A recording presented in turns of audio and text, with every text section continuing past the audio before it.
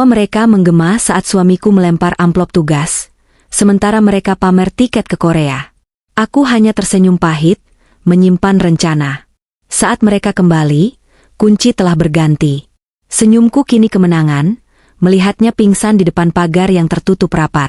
Sebelum ceritanya dimulai, silakan tulis di kolom komentar dari daerah mana saja teman-teman yang menonton cerita ini. Jangan lupa like dan subscribe agar channel ini bisa semakin berkembang dan bisa mempersembahkan cerita yang lebih menarik lagi. Udara di dapur terasa begitu pengap, seolah menyedot seluruh oksigen yang kubutuhkan untuk bernapas. Peluh bercucuran dari dahiku, menetes ke ujung hidung, dan jatuh ke lantai keramik yang sudah 3 kali kupel hari ini. Aroma santan kental, cabai yang ditumis, dan daging rendang yang sedang ungkep bercampur aduk menjadi satu, menciptakan bau yang seharusnya menggugah selera, namun bagiku kini terasa memualkan. Ini adalah hari Minggu, hari yang seharusnya menjadi waktu istirahat bagi siapapun. Namun, tidak bagiku. Hari ini adalah hari besar suamiku, Raka. Dia baru saja mendapatkan promosi jabatan di kantornya menjadi manajer area. Sebuah pencapaian yang membanggakan, tentu saja. Dan sebagai istri yang berbakti, atau setidaknya berusaha menjadi istri yang berbakti, aku menawarkan diri untuk mengadakan acara syukuran kecil-kecilan di rumah kami. Kecil-kecilan, kata Raka saat menyetujuinya. Tapi definisi, kecil, bagi Raka ternyata berarti mengundang seluruh keluarga besarnya, termasuk paman, bibi, dan sepupu-sepupu jauh yang jarang kulihat. Dan tentu saja, tamu kehormatan hari ini adalah ibu mertuaku dan adik iparku satu-satunya, Siska. Sejak pukul 5 pagi aku sudah berkutat di dapur. Aku menolak tawaran Raka untuk memesan catering dengan alasan ingin berhemat, mengingat kami sedang menabung untuk program kehamilan. Ironisnya, niat berhemat itu justru membuatku terperangkap dalam neraka dapur ini sendirian. Raka berjanji akan membantu. Tapi sejak ibunya dan adiknya datang pukul 10 pagi tadi, batang hidungnya tak lagi terlihat di area belakang rumah. Suara tawa riuh rendah terdengar dari ruang tamu. Aku bisa mendengar suara ibu mertuaku yang lantang sedang menceritakan betapa hebatnya anaknya. Ya jelas dong Raka naik jabatan. Siapa dulu ibunya? Bibit unggul itu nggak akan salah. Kudengar ibu mertuaku berkata dengan nada bangga yang berlebihan, diikuti oleh tawa persetujuan dari sanak saudara yang lain. Betul, Bu. Mas Raka itu memang pintar dari dulu. Beda sama yang lain, kerjanya cuma ngabisin duit suami. Timpal Siska, adik iparku. Tanganku yang sedang mengaduk gulai terhenti sejenak. Hatiku mencelos. Aku tahu sindiran itu ditujukan untuk siapa. Yang lain, itu adalah aku. Padahal, sebelum menikah dengan Raka, aku memiliki karir yang cemerlang sebagai konsultan keuangan. Aku memilih mundur dan menjadi ibu rumah tangga penuh waktu atas permintaan Raka, yang ingin aku fokus mengurus rumah dan mempersiapkan kehadiran buah hati. Tapi di mata keluarganya, pengorbananku dianggap sebagai kemalasan dan parasit. Aku mencoba menelan rasa pahit itu kembali ke dalam tenggorokan. Sabar, Dinda. Ini hari bahagia suamimu. Jangan rusak suasana, bisikku pada diri sendiri. Aku mengangkat panci besar berisi opor ayam yang sudah matang. Beratnya luar biasa. Aku membawanya dengan hati-hati menuju meja prasmanan yang telah kusiapkan di ruang tengah, yang terhubung langsung dengan ruang tamu. Saat aku keluar dari dapur, pemandangan yang tersaji di depanku membuat dadaku sesak. Ruang tamu rumahku, rumah yang sebenarnya adalah warisan dari kedua orang tuaku, penuh sesak. Di sofa utama, ibu mertuaku duduk berselonjor kaki dengan nyaman, seolah dia adalah ratu di istana ini. Kulit kacang berserakan di karpet mahalku, padahal toples sampah sudah kusiapkan di atas meja. Siska sedang sibuk berselfie ria dengan latar belakang dekorasi balon yang susah payah kupasang tadi malam. Sementara Raka, suamiku tercinta, berdiri di tengah ruangan, memegang gelas sirup, tersenyum lebar menerima ucapan selamat dari semua orang. Dia terlihat begitu bersinar, begitu tampan dengan kemeja batik baru yang kubelikan minggu lalu. Tak ada satupun dari mereka yang menoleh saat aku meletakkan panci opor dengan bunyi berdentum pelan di meja. Aku kembali ke dapur untuk mengambil piring-piring bersih. Saat aku kembali lagi ke ruang tengah dengan tumpukan piring yang berat, Siska tiba-tiba berdiri di hadapanku, menghalangi jalan.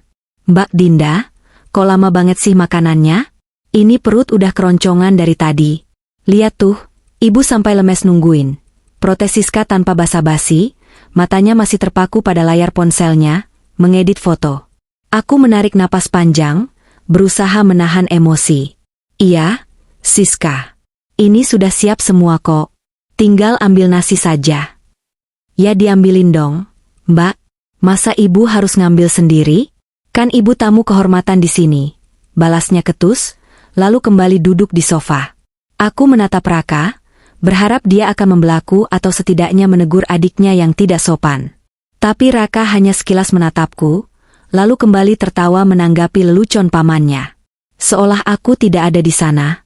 Seolah aku hanyalah staf catering yang tidak terlihat. Dengan sisa tenaga yang ada, aku mulai menyendokkan nasi dan lauk pauk ke piring untuk ibu mertuaku, lalu untuk Siska, dan kemudian untuk Raka. Aku melayani mereka satu persatu, persis seperti seorang pelayan di rumahku sendiri. Setelah semua tamu mendapatkan makanannya, barulah aku bisa mengambil piring untuk diriku sendiri.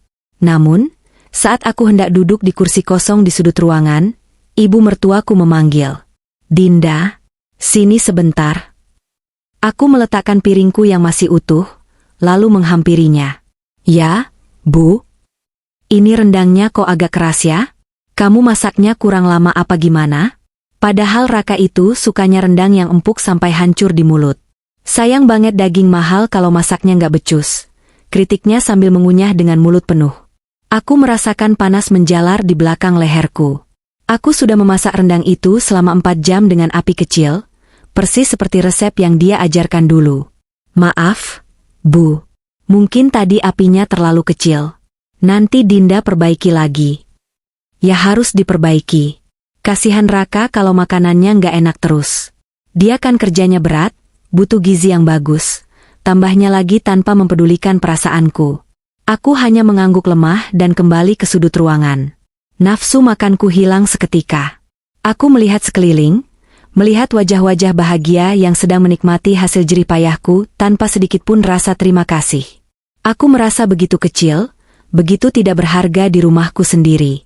Rumah ini adalah peninggalan orang tuaku. Setiap sudutnya menyimpan kenangan masa kecilku yang hangat dan penuh kasih sayang. Namun sejak menikah dengan Raka 3 tahun lalu dan dia memboyong keluarganya untuk sering menginap di sini, suasana rumah ini berubah. Rumah ini bukan lagi tempat perlindunganku, melainkan medan perang di mana aku selalu menjadi pihak yang kalah. Aku menatap Raka yang sedang tertawa lepas. Dulu, tawanya adalah musik favoritku. Tapi sekarang, tawa itu terdengar asing di telingaku. Apakah dia tidak melihat betapa lelahnya aku? Apakah dia tidak peduli bagaimana ibunya dan adiknya memperlakukanku? Waktu berlalu dengan lambat. Setelah acara makan selesai, piring-piring kotor menumpuk menggunung di bak cuci piring. Tentu saja, tidak ada yang berinisiatif membantu. Siska malah menyalakan televisi dan mencari channel drama Korea kesukaannya dengan volume keras. Ibu mertuaku sudah tertidur pulas di sofa, mendengkur halus. Aku baru saja akan mulai mencuci piring kloter pertama ketika tiba-tiba Raka berdiri di tengah ruangan. Dia mengambil sendok dan mengetuk-ngetukannya ke gelas kaca, menciptakan bunyi ting-ting-ting yang nyaring. Perhatian semuanya, seru Raka dengan wajah berseri-seri. Mohon perhatiannya sebentar. Semua mata tertuju padanya. Ibu mertuaku terbangun dari tidurnya. Siska mengecilkan volume televisi. Aku pun menghentikan kegiatanku di dapur dan berdiri di ambang pintu, penasaran dengan apa yang akan dia sampaikan. Jantungku berdebar sedikit lebih cepat. Mungkinkah dia akan mengucapkan terima kasih padaku di depan semua orang atas kerja kerasku hari ini? Itu akan menjadi penawar yang cukup untuk semua kelelahanku. Bapak-bapak, ibu-ibu, dan semua keluarga yang saya cintai. Raka memulai pidatonya dengan gaya teatrikal. Saya sangat bersyukur atas promosi ini.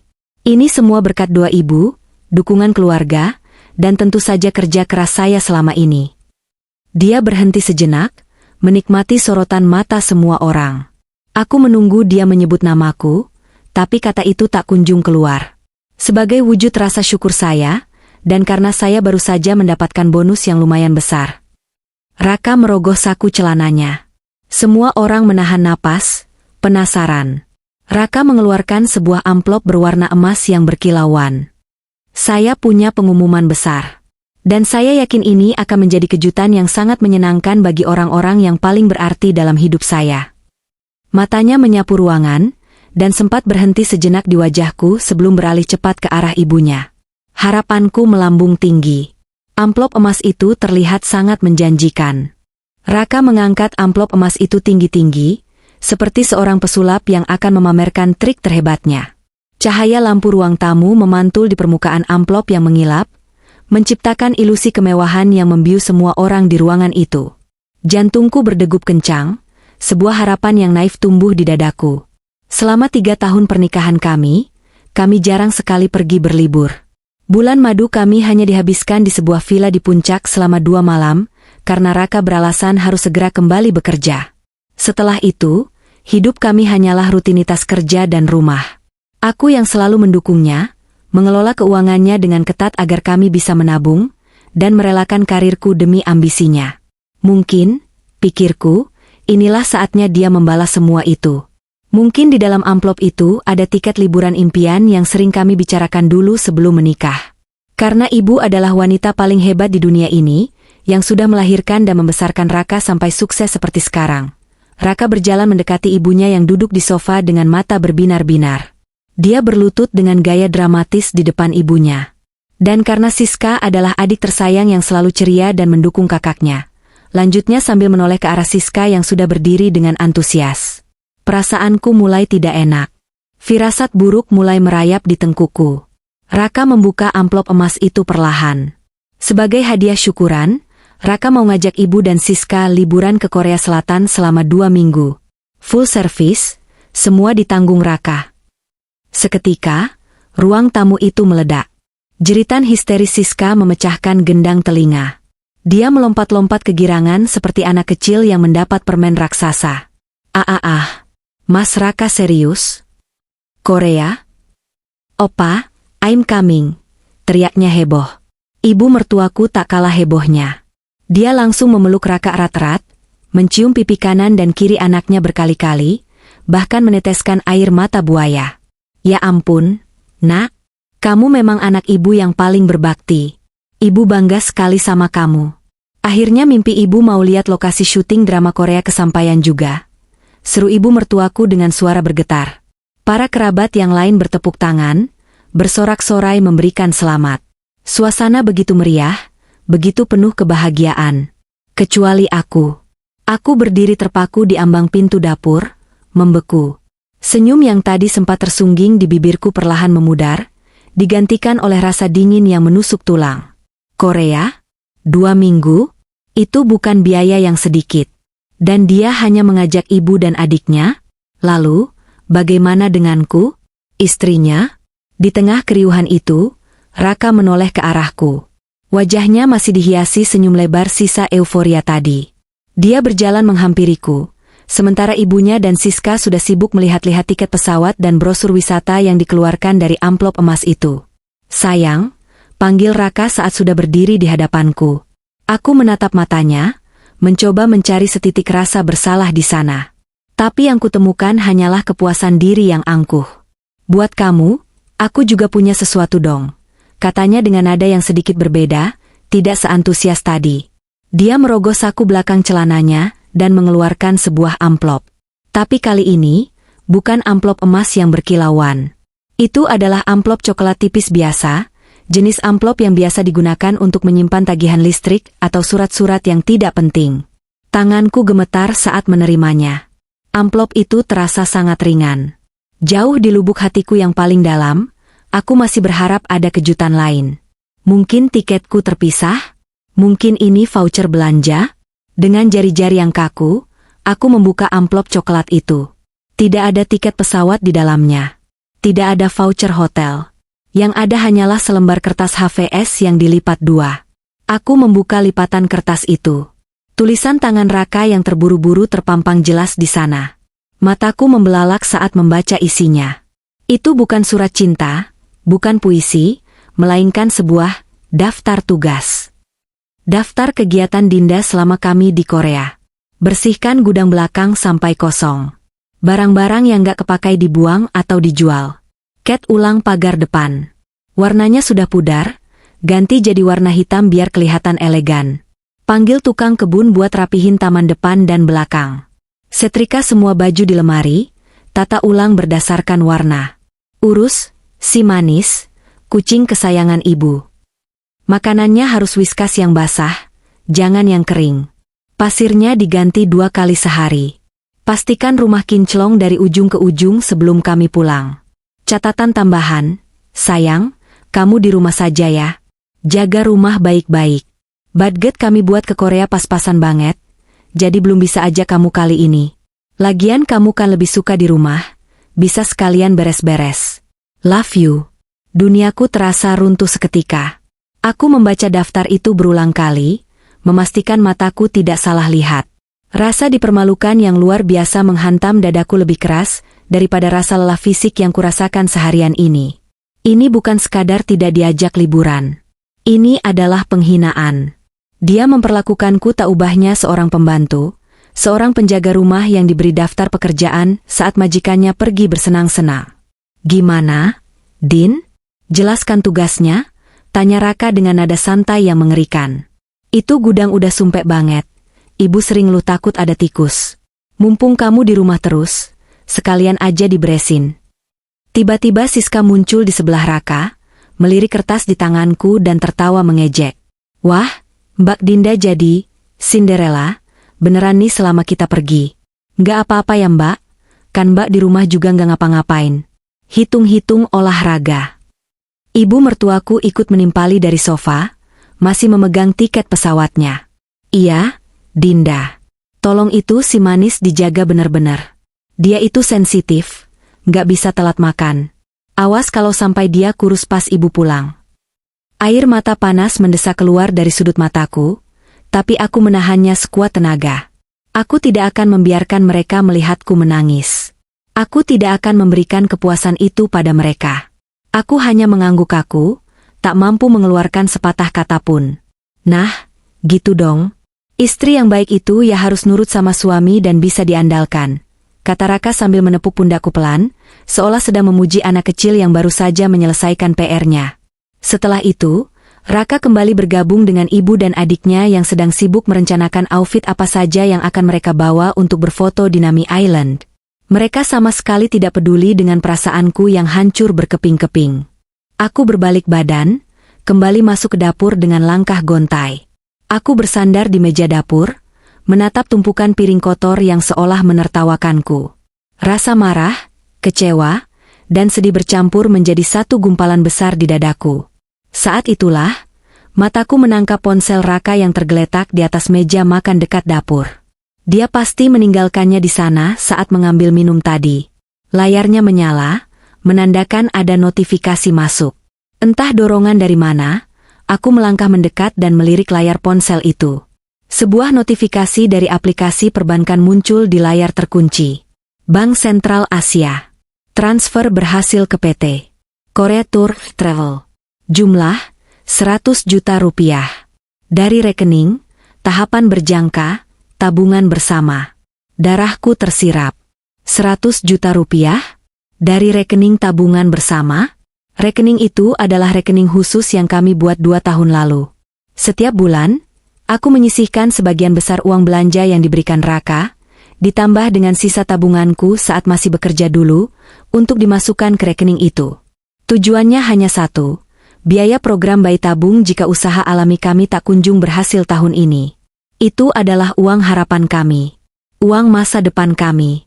Dan Raka baru saja mengurasnya untuk membiayai liburan mewah ibu dan adiknya ke Korea. Budget pas-pasan, katanya tadi. Kebohongan itu menampar wajahku dengan keras. Bukan hanya dia tidak mengajakku, bukan hanya dia menjadikanku pembantu, tapi dia juga telah mencuri masa depan kami. Masa depanku untuk menjadi seorang ibu, demi memuaskan ego keluarganya. Rasa sedih yang tadi mendominasi, kini perlahan berubah bentuk. Air mata yang tertahan kini mengering, digantikan oleh api kemarahan yang dingin dan membara di dalam dada. Aku menatap amplop coklat di tanganku, lalu menatap punggung Raka yang sedang tertawa di ruang tamu. Sesuatu di dalam diriku patah hari itu. Dan suara patahannya jauh lebih nyaring daripada tawa mereka. Aku meremas amplop coklat itu kuat-kuat hingga buku jariku memutih. Mereka ingin aku membersihkan rumah? Baiklah. Aku akan membersihkannya. Aku akan membersihkan semuanya. Sampai ke akar-akarnya. Pukul 3 pagi, alarm di ponselku berbunyi nyaring, memecah kesunyian rumah yang dingin. Mataku terasa berat, bengkak sisa menangis diam-diam di kamar mandi semalam setelah menemukan fakta tentang transfer 100 juta itu. Namun, aku memaksakan diri untuk bangun. Hari ini adalah hari keberangkatan mereka. Suamiku, ibu mertuaku, dan adik iparku menuju Korea Selatan. Hari di mana neraka kecilku selama 2 minggu ke depan akan dimulai, atau setidaknya itulah yang mereka pikirkan. Aku menyeret langkah menuju dapur. Daftar tugas dari Raka seolah menari-nari di kepalaku, tapi pagi ini tugasku belum termasuk dalam daftar itu. Pagi ini, aku kembali menjadi pelayan mereka. Raka meminta sarapan spesial sebelum berangkat, nasi goreng kambing dengan acar nanas segar. Permintaan yang konyol di jam 3 pagi, tapi aku tetap melakukannya. Bukan karena cinta, tapi karena aku ingin memainkan peranku dengan sempurna sampai detik terakhir. Sampai pintu tertutup dan mereka lenyap dari pandangan. Aroma bumbu tumis mulai memenuhi dapur. Suara pisau beradu dengan talenan terdengar ritmis. Saat aku sedang memotong nanas, Raka muncul dengan wajah bantal namun berseri-seri. "Din, kopernya udah kamu cek lagi kan?" Tanyanya tanpa basa-basi, langsung membuka kulkas mengambil air dingin. "Jaket winter aku yang warna navy jangan sampai ketinggalan. Itu mau dipakai pas foto di Nami Island." Aku menghentikan irisan pisau sejenak. "Sudah, Mas. Semua sudah masuk. Headtech, sarung tangan kulit, shawl wall, obat-obatan pribadi, semuanya sudah ada di koper Rimowa hitamu." "Bagus," jawabnya singkat, lalu melirik jam dinding. "Ibu sama Siska udah bangun belum? Tolong bangunin Gih. Pesawat jam 8, kita harus jalan jam 5 biar nggak kena macet ke bandara. Taksi online-nya udah aku pesen yang premium, jangan sampai drivernya nunggu." Aku mengangguk patuh, mematikan kompor, lalu berjalan menuju kamar tamu. Di sana, ibu mertuaku dan Siska tidur satu ranjang. Koper-koper besar berwarna pink menyala dan emas berjejer di sudut kamar, koper-koper baru yang dibeli Raka 2 hari lalu, tentu saja pakai uang tabungan kami, pikirku sinis. "Bu, Siska bangun." "Sudah jam 3:30, panggilku pelan sambil menepuk lengan Siska. Siska mengerang malas, menarik selimut menutupi kepalanya. "Aduh, apaan sih Mbak Dinda? Masih ngantuk tahu? Pesawatnya kan masih lama." "Mas Raka minta siap-siap sekarang. Nanti takut macet di tol," ujarku datar. Ibu mertuaku menggeliat, membuka matanya yang masih lengket. Iya, bawel banget sih kamu pagi-pagi. Bikinin ibu teh manis anget dulu sana, tenggorokan ibu kering." "Baik, Bu." 1 jam kemudian, ruang tengah rumahku sudah seperti kapal pecah. Baju-baju yang mereka coba terakhir kali berserakan di sofa. Siska sibuk berteriak mencari powerbank-nya, sementara ibu mertuaku ribut soal botol sambal terasinya yang takut pecah di bagasi. Aku, seperti gasing yang diputar, berlari ke sana kemari memenuhi teriakan mereka. Membungkus sambal dengan bubble wrap, mencari charger di laci, menyetrika ulang kerudung ibu yang sedikit kusut. Raka berdiri di depan cermin besar di ruang tamu, mematut diri dengan cuat panjang ala aktor drama Korea. Dia tersenyum puas melihat bayangannya sendiri. "Ganteng kan suami kamu?" tanyanya saat melihatku lewat membawa tumpukan bekal untuk di jalan. Aku menatapnya. Dulu, aku akan menjawab dengan antusias, memujinya setinggi langit. Tapi hari ini, lidahku terasa keluh. "Iya, Mas. Cocok," jawabku singkat. "Kamu tuh ya, suami mau pergi jauh kok lemes banget. Harusnya semangat dong. Doain biar selamat," cibirnya sambil merapikan kerah. Tepat pukul 5 kurang 10 menit, sebuah mobil MPV hitam mewah berhenti di depan pagar rumah. Raka langsung heboh memerintahkan supir untuk memasukkan koper-koper mereka. Tetangga sebelah rumah, Bu Yanti, yang kebetulan sedang menyapu halaman, menengok dengan rasa ingin tahu. "Wah, mau kemana nih Mas Raka? Rombongan banget," sapa Bu Yanti. Raka langsung membusungkan dada, volume suaranya sengaja dikeraskan. "Bu Yanti." "Iya nih, Bu. Biasa, Mau nyenengin orang tua. Saya mau ajak ibu sama adik liburan ke Korea. Doain ya Bu, biar lancar perjalanannya. Wih, mantap. Hebat ya Mas Raka, sukses terus. Mbak Dinda ikut juga? Tanya Bu Yanti polos. Pertanyaan itu membuat suasana hening seketika. Raka tertawa canggung, melirikku sekilas. Ah, Dinda nggak ikut. Bu, dia nggak suka udara dingin. Alergi. Jadi dia pilih jaga rumah aja. Kasihan juga kucing-kucing kalau ditinggal nggak ada yang urus. Kebohongan itu meluncur begitu mulus dari mulutnya. Aku mengepalkan tangan di samping tubuhku, kuku-kukuku menancap ke telapak tangan hingga terasa perih. Alergi dingin? Alasan macam apa itu? Padahal akulah yang paling ingin melihat salju bersamanya. Oh, begitu. Bu Yanti menatapku dengan tatapan iba yang menyakitkan.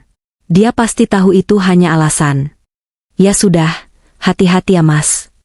Semua barang sudah masuk ke bagasi.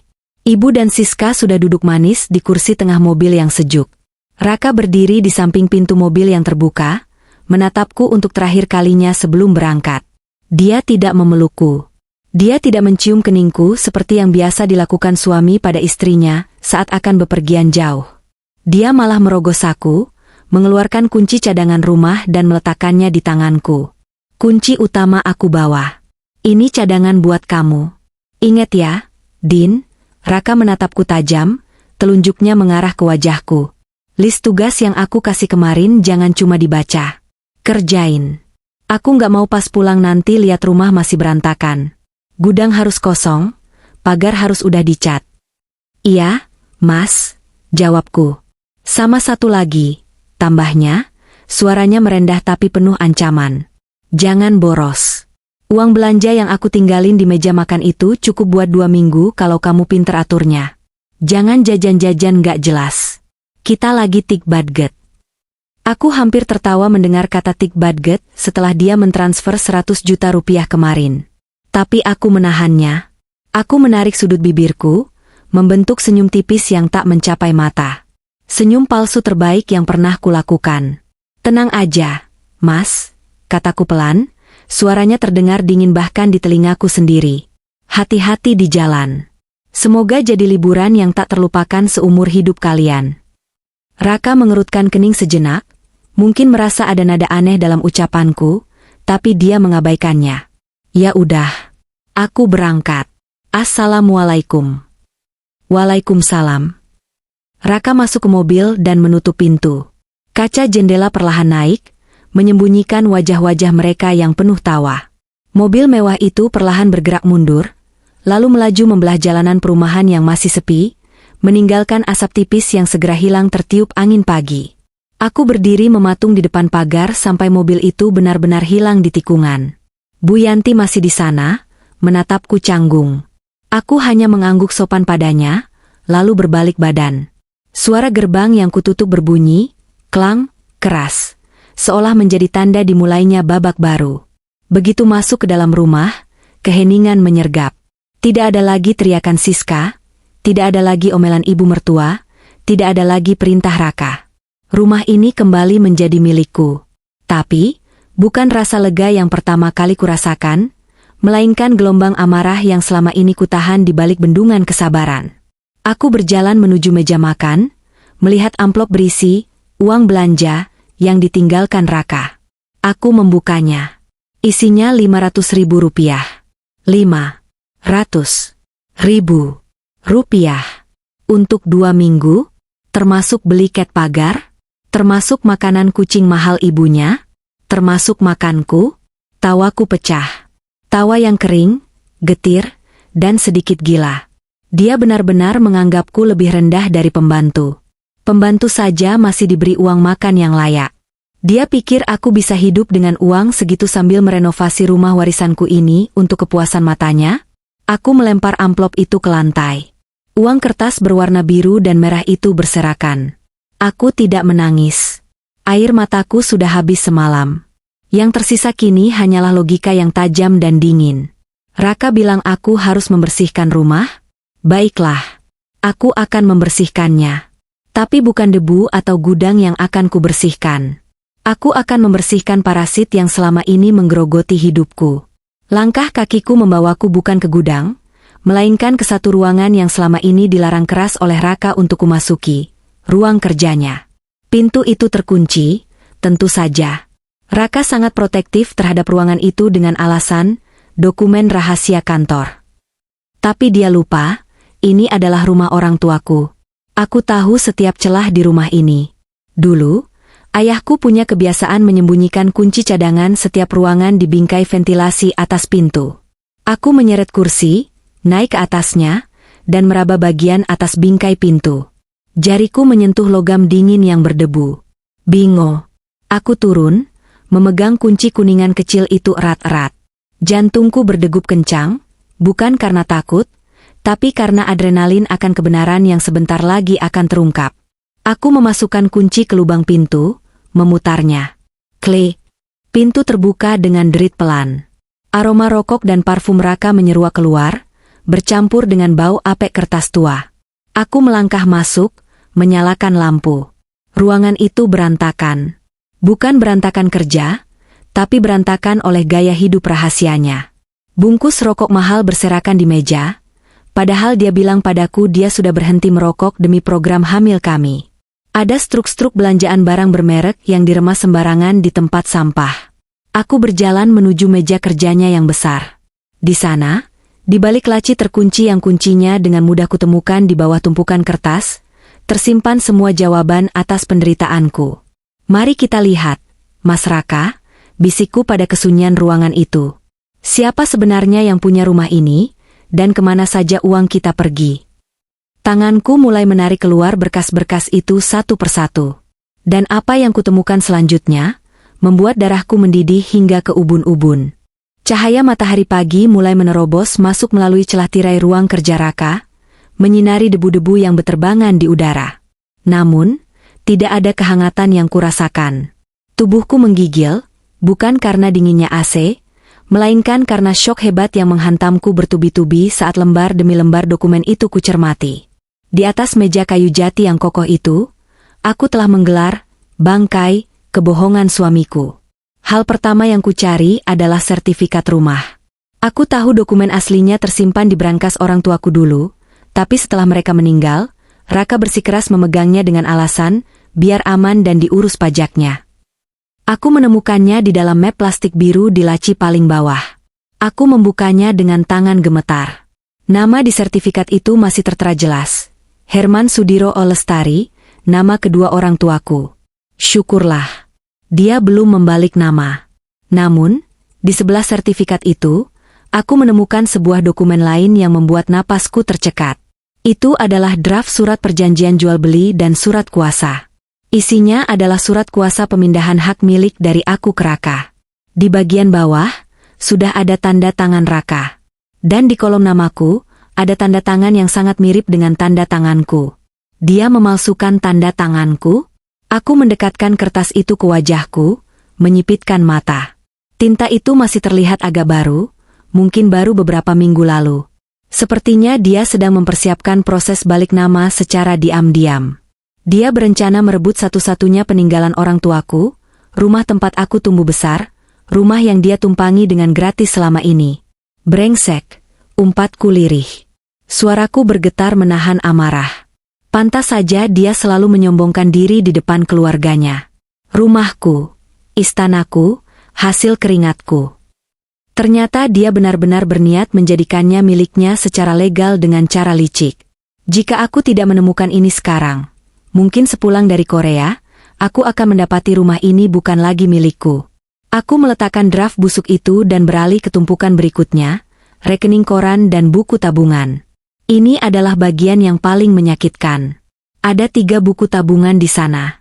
1 buku tabungan bersama, yang kemarin kulihat notifikasinya, 1 buku tabungan gajinya, yang dia bilang selalu habis untuk bayar cicilan mobil dan kebutuhan rumah, dan 1 buku tabungan yang tidak pernah kulihat sebelumnya. Bank swasta dengan cover warna merah. Aku membuka buku tabungan merah itu. Transaksinya aktif sekali.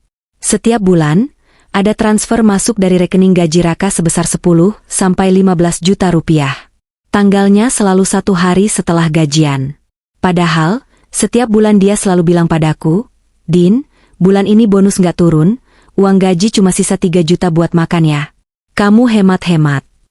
Jadi selama ini dia membohongiku?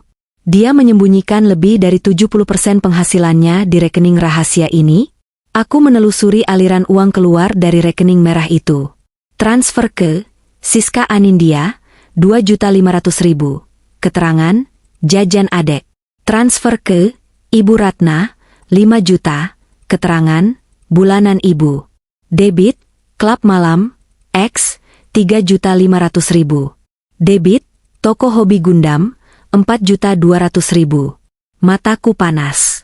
Dadaku sesak seolah dihimpit batu besar. Aku teringat bulan lalu, saat aku meminta uang 200.000 untuk membeli vitamin, karena badanku sering lemas. Raka marah besar. Dia bilang aku manja, boros, dan tidak mengerti kondisi ekonomi keluarga yang sedang sulit. Dia menceramahiku selama 2 jam tentang penghematan. Ternyata, di hari yang sama saat dia memarahiku karena uang vitamin 200.000, dia mentransfer 4,2 juta untuk membeli mainan robot plastik. Aku beralih ke rekening tabungan bersama. Rekening, Suci, kami untuk bayi tabung. Total saldo terakhir sebelum transfer kemarin, 105 juta rupiah. Saldo saat ini, 5 juta rupiah. Riwayat transaksinya jelas, transfer ke PT Korea Tours Travel, paket premium Winter Sonata 3 packs. 3 orang. Dia, ibunya, adiknya. Uang itu adalah darah dan keringatku. Sebagian besar isinya adalah pesangonku saat berhenti kerja, dan hasil penjualan perhiasan peninggalan ibuku. Aku merelakan semuanya demi mimpi memiliki anak bersamanya. Aku rela disuntik hormon yang menyakitkan, rela minum obat-obatan pahit, rela menabung setiap rupiah kembalian belanja sayur. Dan dia menggunakannya untuk liburan? Aku teringat wajah kecewa Raka setiap kali tes kehamilanku menunjukkan hasil negatif. Dia selalu menyalahkanku secara halus. Kamu sih terlalu stres. Atau, kamu kurang olahraga. Padahal dia sendiri yang mencuri harapan kami untuk memiliki anak. Dia tidak pernah serius menginginkan anak denganku. Bagi dia, uang itu lebih baik dipakai untuk memanjakan ego dan keluarganya daripada membangun keluarga bersamaku. Aku melempar buku tabungan itu ke dinding. Buku itu menghantam tembok dengan keras lalu jatuh tergeletak di lantai. Terbuka, seolah menertawakan kebodohanku selama ini. Cukup. Sudah cukup aku menjadi wanita bodoh yang penurut. Dinda yang naif sudah mati hari ini, tepat di ruangan ini, dikubur bersama tumpukan bukti kebusukan suaminya. Aku mengambil ponselku dari saku daster. Tanganku sudah tidak gemetar lagi. Pikiranku jernih. Sejernih kristal. Aku tahu persis apa yang harus kulakukan. Aku tidak akan menangis. Aku tidak akan mengemis penjelasan. Aku akan berperang. Kontak pertama yang kuhubungi bukan ibuku, karena sudah tiada, bukan teman curhat, tapi sebuah nama yang sudah lama tersimpan di kontakku sejak masa-masa orang tuaku masih ada. Pak Burhan, pengacara keluarga. Telepon tersambung pada dering ketiga. Halo? Selamat pagi? Ini dengan siapa? Suara berat Pak Burhan terdengar di ujung sana. Selamat pagi, Pak Burhan. Ini Dinda, putri almarhum Pak Herman, jawabku tegas. Oh, Nak Dinda, apa kabar? Lama sekali tidak terdengar. Kabar saya, sedang dalam proses perbaikan, Pak. Saya butuh bantuan Bapak. Segera. Ada masalah apa, Nak? Nada suaranya berubah serius. Saya mau Bapak mengurus gugatan cerai saya. Dan saya juga mau Bapak menyiapkan berkas tuntutan pidana untuk pemalsuan dokumen dan penggelapan dana. Saya punya semua buktinya. Hening sejenak di ujung telepon. Baik. Ini serius sekali. Kapan kita bisa bertemu? Siang ini, Pak. Di rumah saya. Sekalian saya mau Bapak melihat dokumen asli rumah ini untuk diamankan. Siap, Dinda. Saya akan datang jam 1. Aku memutus sambungan telepon. 1 langkah selesai. Sekarang langkah kedua. Aku mencari kontak lain. Mang Ujang, kontraktor. Mang Ujang adalah tukang bangunan kepercayaan ayahku dulu. Dia tahu seluk-beluk rumah ini lebih baik dari siapapun. Halo, Mang Ujang. Neng Dinda. Tumben nelpon, ada genteng bocor lagi. Neng? Bukan genteng, Mang. Saya mau renovasi besar-besaran. Waduh, renovasi apa Neng? Mas Raka setuju Mangnya? Aku tersenyum miring. Ini rumah saya, Mang. Saya tidak butuh persetujuan siapapun. Saya mau Mang Ujang datang sekarang bawa tim. Bawa tukang kunci, tukang cat, sama tukang angkut barang bekas. Loh, kok mendadak pisan? Iya, Mang. Saya mau ganti semua kunci pintu, ganti kunci gerbang, sama ganti cat pagar dan kamar utama. Oh iya, sama satu lagi Mang. Apa tuh, Neng? Tolong carikan tukang loak yang mau beli barang borongan. Saya punya banyak baju pria, sepatu, sama mainan robot-robotan yang mau saya jual murah. Hasil penjualannya buat bayar upah Mang Ujang dan tim. Terdengar suara tawa renyah Mang Ujang di seberang sana. Dia sepertinya mengerti nada bicaraku yang tidak main-main. Siap, Neng. Mang Ujang meluncur sekarang juga. Kita bikin rumah Neng Dinda baru lagi. Aku menutup telepon. Aku menatap sekeliling ruang kerja Raka. Ruangan ini, dan seluruh isi rumah ini, akan segera berubah. Raka menyuruhku membersihkan rumah agar kinclong saat dia pulang. Tenang saja, Mas. Rumah ini akan sangat kinclong. Sangat bersih. Bersih dari jejakmu. Bersih dari baumu. Bersih dari kehadiranmu. Aku berdiri, mengambil draft surat kuasa palsu dan buku-buku tabungan itu. Ini adalah senjataku. Aku berjalan keluar dari ruang kerja, meninggalkan kegelapan di belakangku, menyongsong cahaya matahari di ruang tengah yang terang benderang. Pembersihan total dapur G dimulai sekarang. Truk bak terbuka milik Mang Ujang berhenti tepat di depan pagar rumahku, hanya 1 jam setelah aku meneleponnya. Suara deru mesin diesel tua itu terdengar seperti musik orkestra yang menandakan dimulainya revolusi di rumah ini. Mang Ujang turun bersama 3 orang anak buahnya yang bertubuh kekar, membawa tangga, kalengket, dan perkakas tukang yang lengkap. Wajah-wajah mereka penuh semangat, siap bekerja, berbeda jauh dengan wajah malas Raka yang selalu menunda-nunda jika dimintai tolong membetulkan keran bocor. Aku menyambut mereka di pintu gerbang dengan senyum lebar, senyum yang kali ini benar-benar tulus, bukan senyum palsu yang kuberikan pada Raka tadi pagi. Udara siang itu terasa panas menyengat, tapi hatiku terasa sejuk. Mang, sesuai instruksi saya di telepon tadi ya, ujarku sambil menyerahkan kunci gerbang. Prioritas utama ganti semua kunci pintu. Pintu depan, pintu samping, pintu belakang, sampai pintu kamar utama. Saya mau pakai yang model smart lock yang pakai sidik jari dan kode, yang paling canggih yang Mang Ujang bisa dapatkan hari ini. Mang Ujang mengangguk mantap sambil mengelap keringat di dahinya dengan ujung kaos. Siap, Neng Dinda. Kebetulan saya bawa stok kunci digital yang bagus, anti maling, anti linggis. Dijamin aman. Terus soal barang-barang yang mau dikeluarin, yang mana aja? Aku mengajak mereka masuk. Langkahku ringan saat memandu mereka menuju sanktuari atau tempat suci Raka, ruang kerjanya dan sebagian lemari di kamar utama. Semua yang ada di ruangan ini, kataku sambil menunjuk koleksi Gundam Raka yang berjejer rapi di lemari kaca. Ada puluhan robot plastik itu, mulai dari yang kecil hingga yang ukurannya besar dan harganya jutaan rupiah. Dulu, Raka akan marah besar jika aku menyentuhnya sedikit saja saat membersihkan debu. Dia bilang itu aset investasi. Investasi apanya? Itu hanya mainan yang dibeli dari uang bohongnya. Keluarkan semuanya, Mang. Hati-hati kacanya, tapi isinya terserah mau diapakan. Masukkan ke kardus. Perintahku.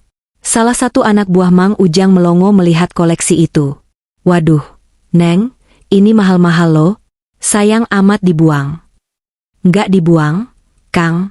Dijual, jawabku cepat. Nanti ada tukang loak khusus barang koleksi yang datang. Saya sudah panggil juga. Perasaan saat melihat tangan-tangan asing itu menjamah barang-barang yang selama ini didoakan Raka sungguh luar biasa. Ada rasa kepuasan yang meledak-ledak di dada setiap kali satu robot dimasukkan, agak kasar, ke dalam kardus bekas mie instan. Robot-robot yang dibeli dengan uang susu anakku yang tak pernah lahir itu, kini menumpuk tak berharga seperti sampah plastik. Setelah ruang kerja kosong, kami beralih ke kamar utama. Aku membuka lemari pakaian Raka yang memakan tempat 75% dari kapasitas lemari. Jas-jas mahal, kemeja kerja bermerek, koleksi sepatu sneakers edisi terbatas yang dia banggakan, semuanya kutarik keluar. Aku tidak memilah-milah lagi. Semuanya kumasukkan ke dalam kantong plastik sampah hitam besar trash bag. Bunyi kresek-kresek plastik hitam itu terdengar merdu. Setiap helai baju yang masuk ke kantong sampah itu mewakili satu beban yang terangkat dari pundakku. Baju batik yang dia pakai saat selingkuh makan siang dengan alasan meeting, kemeja yang kusetrika licin tapi dia kritik kurang rapi, kaos bola yang dia pakai saat malas-malasan di sofa sementara aku mengepel lantai. Semuanya lenyap. Tepat saat tumpukan kantong sampah menggunung di teras, sebuah mobil pick-up lain datang. Itu Bang Jali, pengepul barang bekas dan barang antik yang kukenal dari grup jual beli di Facebook. Bang Jali matanya langsung hijau melihat tumpukan Gundam dan sepatu sneakers itu. Buset, Mbak Dinda. Ini beneran mau di Lego semua? Ini limited edition lo yang merah itu, serunya sambil memegang salah satu kotak robot yang sudah penyok sedikit. Angkut semua, Bang. Saya nggak butuh harga pasar. Saya butuh gudang saya kosong hari ini juga. Tawar aja sesuka abang, asal wajar dan langsung bayar cash sekarang. Tantangku. Transaksi terjadi begitu cepat. Bang Jali, yang sadar dia sedang mendapat durian runtuh, menawar dengan harga borongan yang sebenarnya jauh di bawah nilai asli barang-barang itu. Jika Raka tahu, dia pasti akan kena serangan jantung. Total nilai barang Raka mungkin mencapai 50 juta lebih, tapi Bang Jali menawar 15 juta untuk semuanya. Tanpa pikir panjang, aku menyalaminya. Deal. Bawa pergi, Bang. Jangan sampai ada sisa. 15 juta rupiah uang tunai berpindah ke tanganku. Uang ini akan kugunakan untuk membayar Mang Ujang dan memanjakan diriku nanti. Ini namanya keadilan. Uang Raka kembali kepadaku untuk menghapus jejak Raka. Puitis sekali. Setelah rumah kosong dari barang-barang Raka, tahap selanjutnya dimulai, renovasi identitas. Dulu, ibu mertuaku yang memaksa agar ruang tamu dicat warna kuning gading. Katanya biar cerah dan membawa hoki. Aku benci warna itu. Warnanya membuat rumah terasa panas dan norak. Raka tentu saja membelanya dan melarangku menggantinya. Mang, cat warna kuning ini tutup semua. Perintahku sambil menunjuk dinding ruang tamu yang luas. Ganti warna light grey atau putih bersih. Saya mau rumah ini kelihatan modern, minimalis, dan dingin. Nggak ada lagi nuansa norak. Siap, Neng. Kita kerjain sampai lembur. 3 hari kelar ini MAH satu rumah kalau dikeroyok. Jawab Mang Ujang semangat. Bau cat tembok yang segar mulai menggantikan aroma apek rumah lama. Aku duduk di kursi taman, memperhatikan para tukang bekerja. Suara bor listrik yang sedang melubangi pintu untuk memasang smart lock terdengar bising, tapi bagiku itu suara kemerdekaan. Pintu utama yang terbuat dari kayu jati tebal itu kini memiliki wajah baru. Sebuah gagang pintu digital berwarna hitam matte terpasang gagah di sana. Mang Ujang memanggilku untuk menyetel sidik jari. Coba Neng, tempel jempolnya, instruksi Mang Ujang. Aku menempelkan jempol kananku ke sensor. Lampu indikator berkedip hijau dan terdengar bunyi bip yang manis. Pintu terbuka. Nah, sekarang cuma sidik jari Neng Dinda dan kode yang Neng Dinda tahu yang bisa buka pintu ini. Kunci manual yang lama udah nggak guna. Maling juga mikir 2 kali mau bobol ginian. Jelas Mang Ujang bangga. Aku tersenyum puas. Sidik jari Raka tidak terdaftar. Kunci cadangan yang dia bawa ke Korea sekarang hanyalah sepotong logam tidak berguna. Dia tidak akan bisa masuk rumahku, ke istanaku, tanpa izinku. Hari demi hari berlalu dengan kesibukan yang menyenangkan. Aku benar-benar menuruti perintah Raka untuk membersihkan gudang. Gudang belakang kini bersih total. Bahkan terlalu bersih karena aku membuang semua barang-barang rongsokan milik ibu mertuaku yang dulu dititipkan di sana. Panci-panci bolong, kasur lipat bau ompol, kursi roda bekas neneknya yang sudah rusak. Semuanya kuangkut ke tempat pembuangan akhir. Aku juga mengecat pagar. Raka menyuruhku mengecat pagar. Kan? Aku melakukannya. Tapi bukan warna hitam elegan seperti permintaannya. Aku mengecatnya dengan warna putih bersih, senada dengan tembok rumah, membuatnya terlihat seperti villa pribadi yang eksklusif, bukan lagi rumah suram yang terkekang. Di hari kelima, rumahku sudah berubah total. Dinding kuning norak berganti abu-abu muda yang menenangkan. Tirai-tirai berat berdebu sudah kuganti dengan blinds kayu yang minimalis. Foto-foto pernikahan kami yang berukuran besar di ruang tamu sudah kuturunkan dan kumasukkan ke gudang, kali ini gudang beneran. Sebagai gantinya, aku memajang lukisan abstrak dan foto kedua orang tuaku yang selama ini disuruh Raka simpan di laci. Sore itu, aku berdiri di tengah ruang tamu yang baru. Wangi cat dan pembersih lantai aroma lavender memenuhi udara. Tidak ada lagi bau rokok. Tidak ada lagi tumpukan barang-barang Raka yang berserakan. Rumah ini terasa luas, lapang, dan untuk pertama kalinya dalam 3 tahun, rumah ini terasa seperti rumahku. Aku melihat pantulan diriku di cermin besar yang baru kupasang. Wajahku terlihat lelah karena mengawasi tukang, tapi mataku bersinar terang.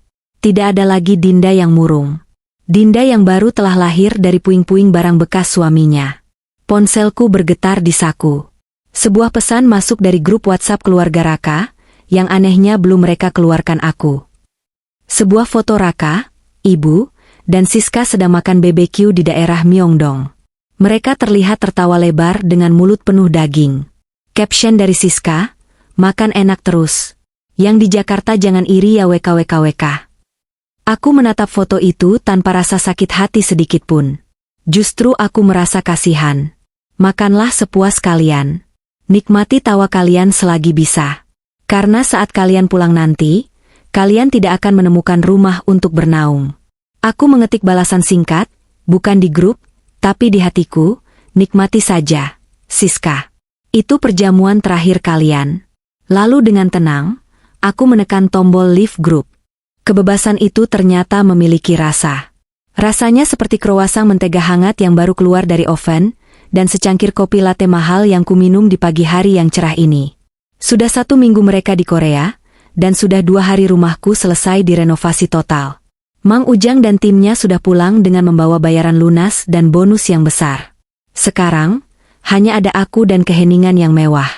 Aku bangun pukul 8 pagi. Tidak ada alarm subuh. Tidak ada kewajiban memasak nasi goreng atau menyeduh kopi untuk orang lain. Sinar matahari masuk melalui celah tirai kayu baru kamarku, membentuk garis-garis estetis di lantai parket yang bersih. Hari ini, aku memutuskan untuk menggunakan budget yang kudapat dari penjualan harta karun Raka untuk merenovasi diriku sendiri. Selama menikah dengan Raka, aku jarang sekali ke salon. Raka selalu bilang, ngapain sih ke salon mahal-mahal?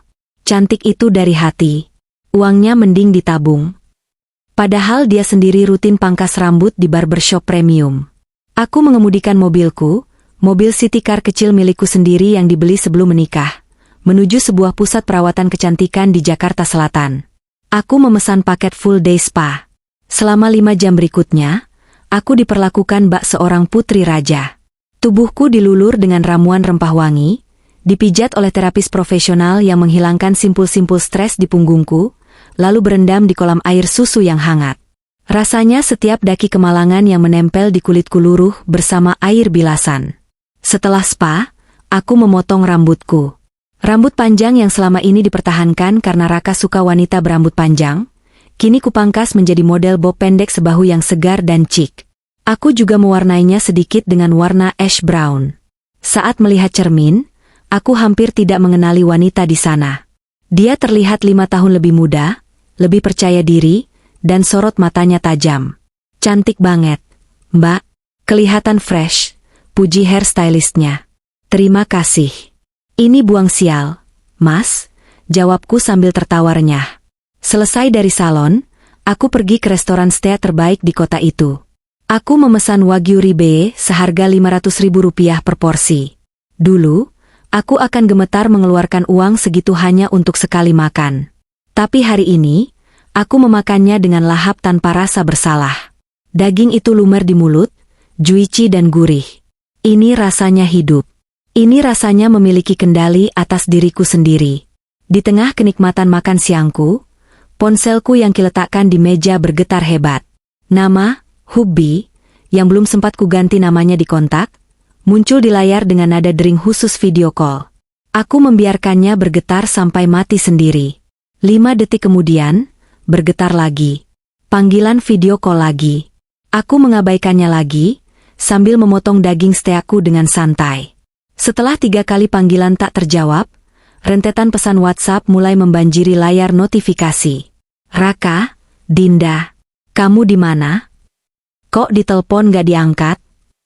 Raka, ini ibu mau ngomong. Kita mau pamer kimchi nih. Raka, jangan tidur aja kerjanya. Kamu udah bersihin gudang belum? Raka, pagar udah dicat belum? Awas ya kalau aku pulang masih jelek. Raka, angkat telepon aku sekarang. Aku meletakkan pisau dan garpu, lalu mengambil ponsel. Aku tidak membalas dengan kata-kata. Aku hanya membuka kamera, mengambil foto selfie diriku yang baru dengan latar belakang piring steak yang setengah habis dan gelas wine, berisi jus anggur, sebenarnya. Wajahku terlihat bersinar, rambut baru tertata rapi, dan senyumku misterius. Aku memposting foto itu di Instagram Story.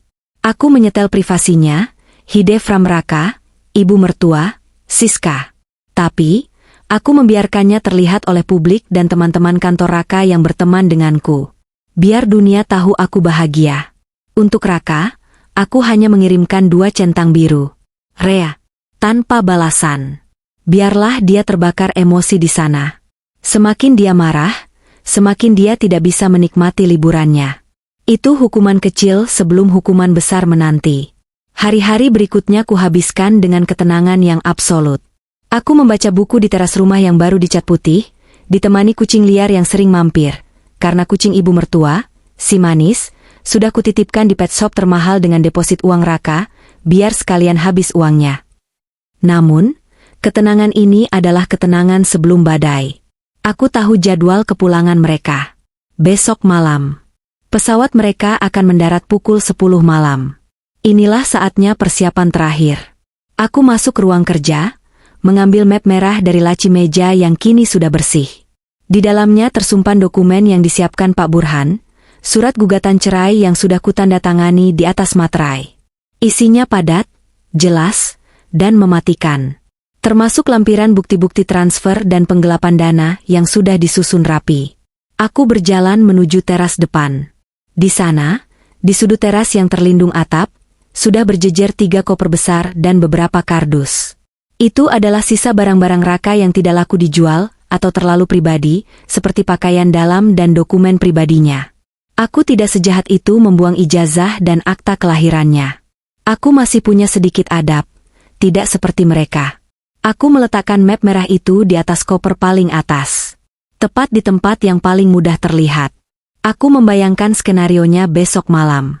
Mereka akan datang dengan taksi, lelah, kedinginan, dan berharap disambut dengan rumah hangat dan sup panas.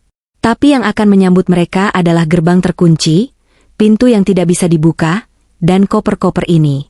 Malam itu, aku duduk di sofa ruang tengah yang baru, menyeruput teh melati. Aku memandang sekeliling rumahku yang hening dan aman. Jantungku berdebar, bukan karena takut, tapi karena antusiasme yang aneh. Seperti penonton yang menunggu adegan klimaks dari sebuah film thriller. Aku mengecek CCTV yang baru kupasang di depan gerbang melalui ponselku. Gambarnya jernih sekali. Besok, kamera ini akan merekam wajah-wajah kepanikan mereka. Ponselku berbunyi lagi. Pesan dari Raka. Raka, besok kita pulang. Awas ya, masak yang enak. Ibu minta sop buntut. Jangan lupa air panas buat mandi harus udah siap. Kita capek banget habis flight. Aku tersenyum miring membaca pesan itu. Jari jemariku menari di atas layar, mengetik balasan pertamaku setelah seminggu diam. Aku, tenang saja, Mas. Semuanya sudah kusiapkan. Kamu akan mendapatkan sambutan yang pantas. Send. Raka langsung membalas dengan emoji jempol. Dia tidak tahu arti kata pantas dalam kamusku saat ini. Dia pikir pantas artinya layanan raja. Padahal pantas artinya adalah ganjaran setimpal bagi seorang pengkhianat. Aku mematikan lampu ruang tengah, menyisakan lampu taman yang temaram. Aku naik ke kasurku yang empuk, menarik selimut, dan tidur dengan nyenyak. Mungkin ini adalah tidur ternyenyakku sebelum perang terakhir besok malam. Besok, drama ini akan berakhir. Dan hidup baruku akan benar-benar dimulai. Malam itu, langit Jakarta seolah turut serta dalam skenario yang telah kususun rapi. Awan hitam bergulung tebal sejak sore, menumpahkan hujan deras yang tak kunjung reda, hingga jarum jam dinding digital di ruang tengah menunjukkan angka pukul 22.45 waktu Indonesia Barat. Suara rintik hujan yang menghantam atap dan jendela kaca ganda, double glass, rumahku terdengar samar, teredam oleh kekokohan bangunan yang baru saja direnovasi. Di dalam sini, di balik dinding yang kini bercat abu-abu elegan, suasana begitu tenang, hangat, dan terkendali. Aku duduk bersandar di sofa L-shape berbahan bludru kualitas premium yang baru tiba 2 hari lalu. Di tanganku, secangkir teh chamomile mengepulkan uap hangat, menyebarkan aroma yang menenangkan saraf. Namun, ketenangan di wajahku hanyalah permukaan dari lautan antisipasi yang bergolak di dalam dada. Ini bukan kegugupan seorang istri yang menunggu suaminya pulang. Ini adalah kegembiraan dingin seorang hakim yang menunggu terdakwa masuk ruang sidang untuk pembacaan vonis. Di hadapanku, layar iPad Pro 12 inci menyala terang, menampilkan siaran langsung dari kamera CCTV beresolusi 4K yang baru kupasang di pilar gerbang depan. Gambar hitam putih night vision itu begitu jernih, menangkap setiap butir air hujan yang jatuh membasahi aspal jalanan perumahan yang sepi. Aku menunggu momen ketika realitas mereka hancur berkeping-keping. Tepat pukul 11 kurang 10 menit, sepasang lampu sorot mobil membelah kegelapan di layar monitor. Cahayanya menyilaukan lensa kamera sejenak sebelum sebuah MPV hitam mewah, taksi premium bandara, perlahan menepi dan berhenti tepat di depan pagar rumahku. Pagar yang kini bukan lagi pagar besi berkarat warna hitam kusam, melainkan pagar minimalis modern berwarna putih bersih yang menjulang tinggi, seolah membentengi istanaku dari dunia luar yang kotor. Akhirnya, desisku pelan. Jantungku berdetak dengan irama yang stabil, namun kuat. Aku memperbesar tampilan layar iPad. Pintu geser mobil terbuka otomatis. Sosok pertama yang keluar adalah Raka. Bahkan melalui layar hitam putih, aku bisa melihat betapa kacaunya penampilannya. Dia mengenakan jaket winter tebal yang terlihat basah kuyup di bagian bahu, mungkin terkena hujan saat memuat barang di bandara. Rambutnya yang biasanya ditata rapi dengan pomade kini lepek dan berantakan. Wajahnya, wajah yang dulu kucintai setengah mati, terlihat kusut, dihiasi kantung mata hitam akibat penerbangan panjang belasan jam dari Seoul. Dia berbalik badan, membentak sesuatu ke arah dalam mobil. Tak lama kemudian, turunlah ibu mertua dan Siska. Mereka tampak lebih menyedihkan. Ibu mertua memegang pinggangnya, wajahnya meringis, mungkin encoknya kambuh karena terlalu lama duduk di kelas ekonomi, karena Raka pasti pelit untuk upgrade kursi mereka. Siska turun sambil memeluk boneka beruang besar dan beberapa paper bag bermerek, wajahnya cemberut, mulutnya komat kamit, jelas sedang mengeluh soal cuaca atau pelayanan taksi. Supir taksi yang malang itu harus berhujan-hujanan menurunkan 4 koper raksasa dari bagasi. Koper-koper itu bertambah gemuk dibanding saat berangkat. Tentu saja, isinya pasti penuh dengan kosmetik, baju, dan oleh-oleh yang mereka beli menggunakan uang tabungan bayi tabungku. Memikirkan itu, rahangku mengeras. Setiap koper itu adalah bukti pencurian harapan hidupku. Setelah semua barang turun dan taksi itu berlalu pergi meninggalkan mereka di tengah hujan yang semakin deras, Raka mulai menyeret koper terbesar mendekati pagar. Aku bisa mendengar suara mereka dengan jelas melalui fitur audio 2 arah di CCTV yang sengaja kunyalakan volumenya. Ya Allah, deres banget hujannya. Mas, cepetan dong buka pagarnya. Dingin nih, anginnya masuk ke tulang. Teriak Siska, suaranya melengking menembus deru hujan.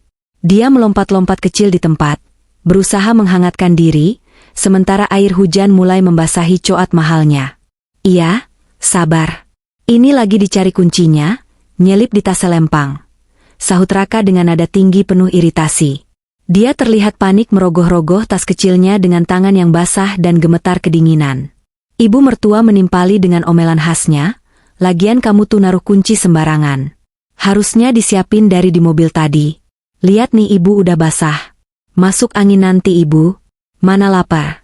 Pengen pipis lagi? Iya, Bu. Sabar kenapa sih? Bentak Raka, yang akhirnya menarik keluar sebuah gantungan kunci. Itu adalah kunci cadangan yang kuberikan padanya 2 minggu lalu dengan senyum palsu. Raka melangkah mantap menuju lubang kunci di pagar. Dia mencoba memasukkan anak kunci itu. Klik, klik. Di layar, aku melihat gerakan tangannya terhenti.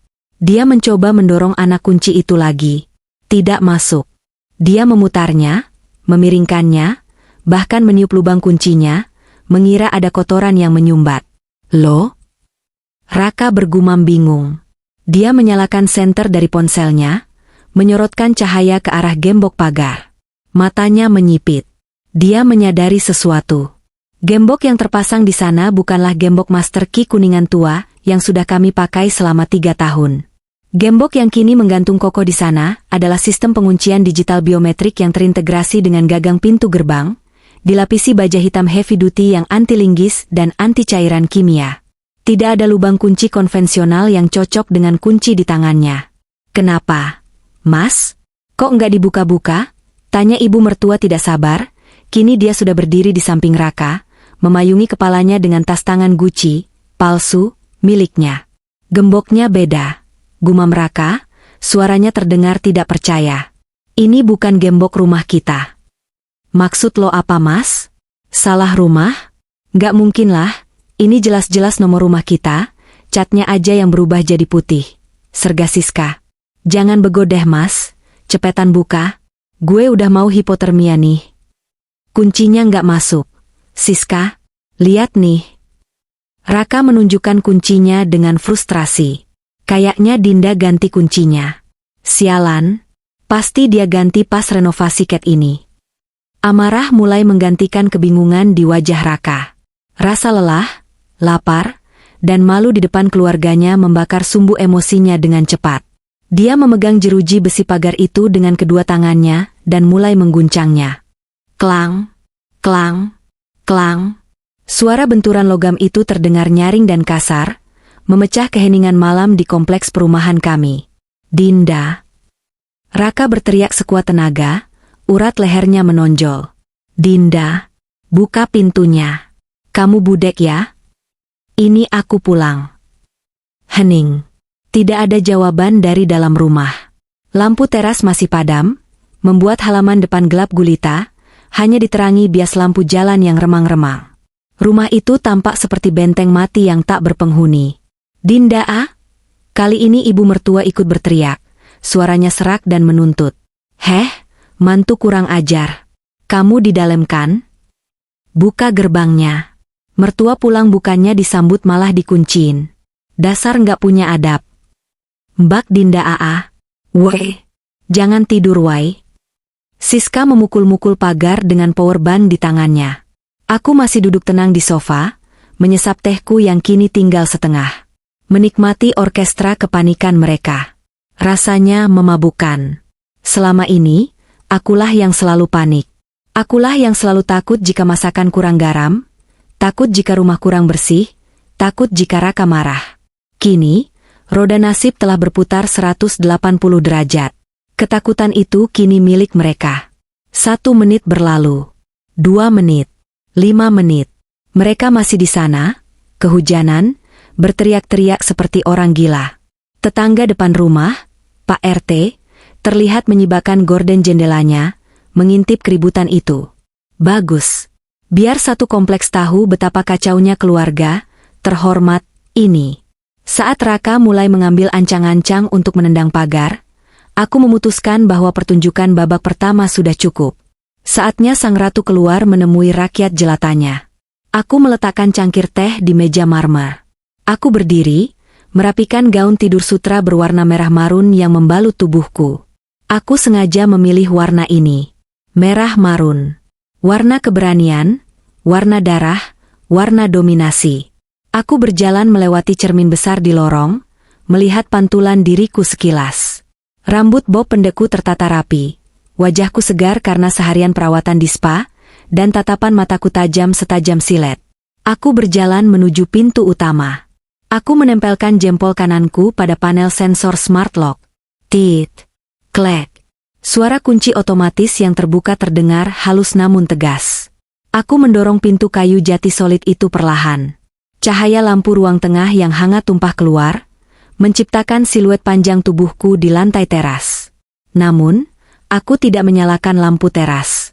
Aku membiarkan diriku berdiri di ambang batas antara terang dan gelap, terlindung di bawah kanopi teras yang lebar, sehingga tidak setetes pun air hujan mengenai kulitku. Di seberang halaman rumput yang luasnya sekitar 5 meter dari teras ke pagar, Raka, Ibu, dan Siska seketika menghentikan teriakan mereka saat melihat pintu terbuka. Mereka menatapku seperti melihat hantu. Atau mungkin, seperti melihat Dewi Penyelamat yang membawa kunci surga. Nah, itu dia, seru Siska, menunjuk ke arahku dengan jari telunjuk yang gemetar kedinginan. Mbak Dinda, gila ya lo, lama banget bukanya. Kita udah mau mati kedinginan tahu nggak? Raka menghela napas lega yang bercampur emosi. Dia mengusap wajahnya yang basah kuyup. Dinda, astaga. Kamu ngapain aja sih? Aku panggil dari tadi nggak nyahut. Buruan pencet tombol gerbangnya. Kunci aku nggak bisa masuk. Aku tidak bergerak. Aku tidak berjalan menuju saklar pembuka gerbang yang ada di dinding teras. Aku hanya berdiri di sana, bersedekap dada, menatap mereka dengan sorot mata yang sulit diartikan. Dingin, datar, dan asing. Dinda, denger nggak sih? Bentak Raka lagi, kesabarannya habis melihatku hanya diam. Buka gerbangnya. Aku capek, lapar, pengen mandi. Mana sop buntut pesanan ibu? Udah dipanasin belum? Ibu mertua maju mendekati jeruji pagar, wajahnya menempel di sela-sela besi, membuatnya terlihat seperti tahanan penjara. Dinda, kamu ini benar-benar keterlaluan ya. Suami pulang, ibu pulang, malah dipatung di situ. Lihat nih baju ibu basah semua. Kalau ibu sakit, kamu mau tanggung jawab. Cepetan buka. Aku tersenyum tipis. Senyum yang tidak mencapai mata. Senyum yang membuat bulu kuduk berdiri. Selamat malam, sapaku akhirnya. Suaraku tenang, volume suaraku normal, namun entah kenapa terdengar begitu jelas menembus suara hujan, seolah alam semesta sedang memberiku panggung. Wah, sudah pulang? Rasanya baru kemarin kalian pergi. Cepat sekali waktu berlalu saat kita sedang bahagia, ya? Raka mengerutkan kening, bingung dengan nada bicaraku yang santai namun menusuk. Kamu ngomong apa sih? Nggak usah basa-basi busuk. Buka gerbangnya sekarang. Kunci manualnya mana? Maaf, Mas, jawabku lembut, seolah sedang menolak tawaran sales panci. Tapi saya sedang tidak menerima tamu malam ini. Apalagi tamu yang datang rombongan, berisik, dan kotor. Mulut Raka terbuka lebar, air hujan masuk ke dalamnya, membuatnya terbatuk. Tamu? Maksud kamu apa tamu? Aku suamimu. Ini ibuku. Ini adikku. Ini rumahku. Kamu udah gila ya gara-gara ditinggal sendirian 2 minggu. Rumahmu? Aku terkekeh pelan.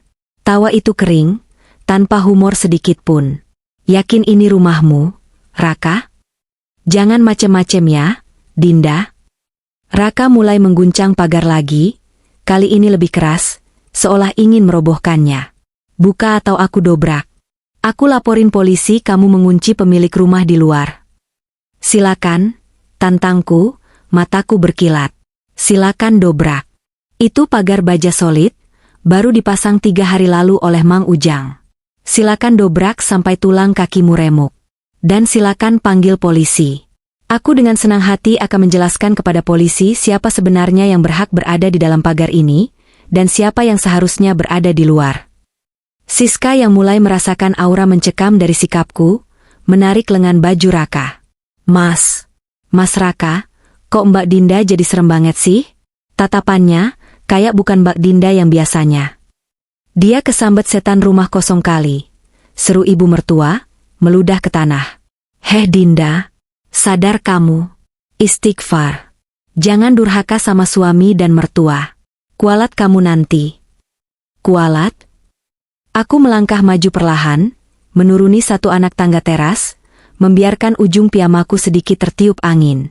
Bu, kalau karma dan kualat itu ada, harusnya petir sudah menyambar kalian bertiga tepat saat kalian menginjakan kaki di bandara 2 minggu lalu. Kurang ajar, teriak ibu mertua. Dinda. Suara Raka berubah. Dia menyadari ancaman dan kemarahan tidak mempan padaku. Dia mencoba taktik manipulasi andalannya, wajah memelas. Dia merendahkan suaranya, memasang tampang suami yang teraniaya. Sayang, dengerin aku dulu. Kita semua capek. Emosi lagi nggak stabil. Jangan kayak gini dong. Nggak lucu, beneran. Kita masuk dulu ya. Kita omongin baik-baik di dalam sambil makan sop buntut buatan kamu yang enak itu. Aku bawain kamu skincare mahal lo dari Korea. Snail mucin yang kamu mau itu. Mendengar rayuan itu, perutku mual. Skincare? Dia pikir harga diri dan masa depanku bisa ditukar dengan lendir siput dalam botol? Aku menggeleng pelan, tatapanku penuh rasa jijik. Tidak perlu, Mas. Simpan saja skincare-nya.